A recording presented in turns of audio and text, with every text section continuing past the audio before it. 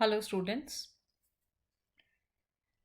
In this session, we will be talking about the division of Natyashastra, and very briefly, we'll take up few indicators and examples and sensors of the constant modes, the rasa and the bhav, that is being carried and performed on the stage as per the intended intentions of the author.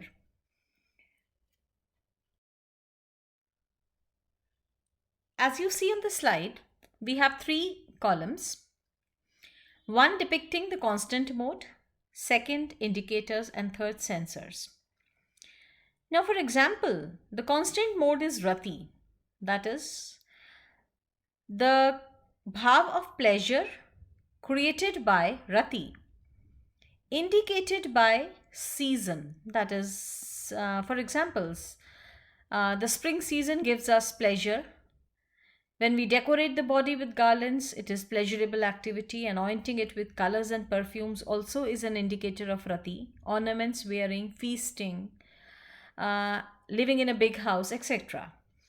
How is this depicted on the stage by the performance of the actors is through smiling face, sweet talks, sometimes play of the eyes and eyebrows, sometimes sidelong glances, etc. So we see that one mode or one emotion or a bhav or aesthetic experience is being indicated by a situation and then depicted, presented, and performed on the stage through body movements and acting.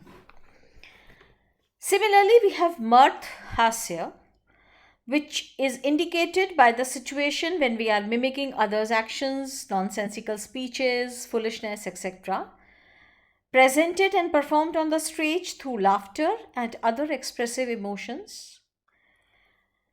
Next, we have shoka, that is sorrow, when we are separated from our dear ones, when we lose our wealth, imprisonment, and other any sad experience which gives rise to such emotions, depicted on the stage by our weeping profusely, crying, loss of color, breaking of voice sometimes, weakness of limbs, falling down on the ground, screaming, etc. Then we have the constant mode rat, that is krodh, which is indicated in situations like manhandling, dragging, quarreling, debating in life, and performed, depicted on the stage through dilation of nostrils and eyes, because we know that when we are angry, this is the most common place of expressions that we give, biting of lips, throbbing of temples, etc. Then we have utsah, vigor, which is produced because when we are in high spirits, sometimes bravery and courage also produces. And on the stage, it is depicted by poise in our body movement, courage, sacrifice, etc.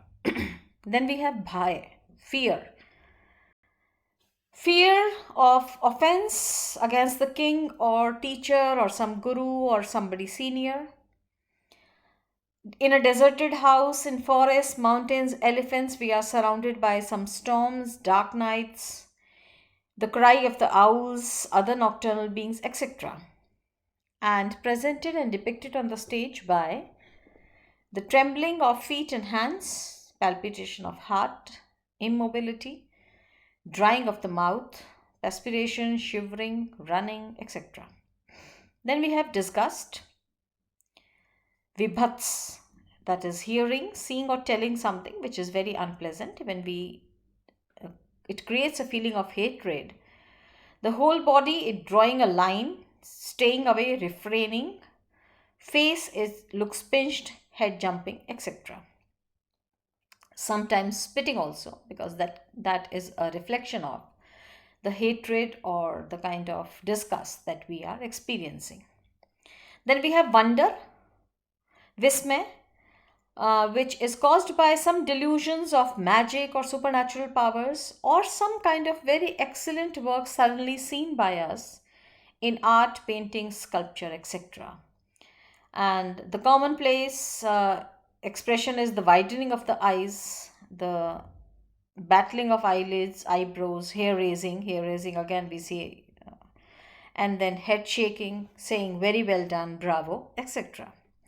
These were just a few examples to keep in mind, because as and when we read certain texts, we have to know that the concept Indian aesthetics carries is at the level of creating the kind of aesthetic experience intended by the author among the readers, among the spectators, through the generation of bhav and the sthai bhav, that is something, or the sthai emotions, permanent emotions in the form of rasas already present in the spectators. Now, we quickly look at the chapter division of Natyashastra before we take up Kapila Vatsayan's commentary on the Natyashastra. Natyashastra has been divided into 36 chapters, and it is said that a cumulative total it contains 6,000 poetic verses, which describes the performance arts.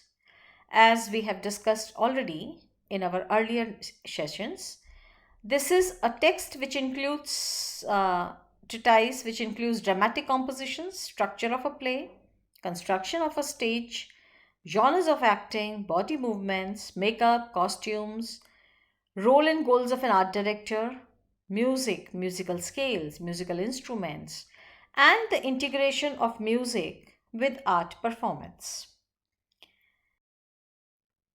Now, let's have a look at the 36 chapters. The first chapter is dedicated to the mythic creation of a theatre when, at the onset of Treta Yuga, Brahma asked Bharat Muni to compose a text on Natya because basic sentiments or basic emotions were rising among the mankind. And to depict those emotions and to keep them on the right track, Brahma asked Bharat Muni to compose this text. So the whole story of the creation of the text has been discussed or mentioned in the first chapter, that is the mythic creation of a theatre. Then the second one talks about theatre buildings, the types of theatre buildings, how theatre buildings are constructed.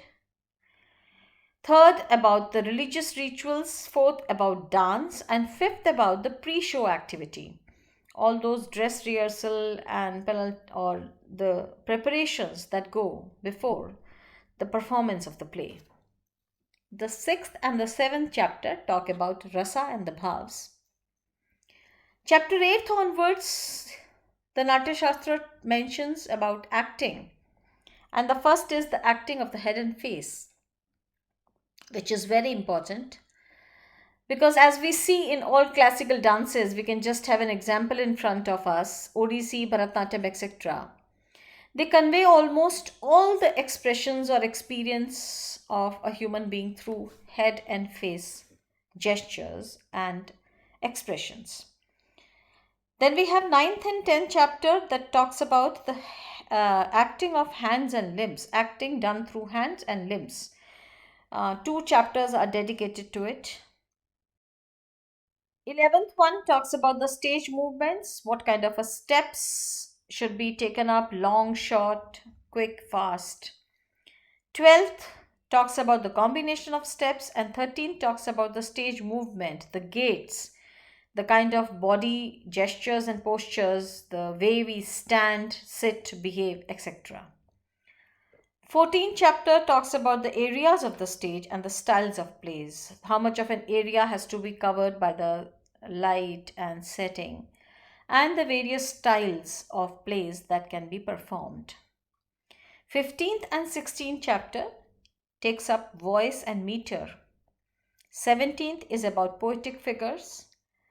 18th and 19th chapter talks about language, the various kinds of language, the rhetorics, how it is incorporated into the text of a drama.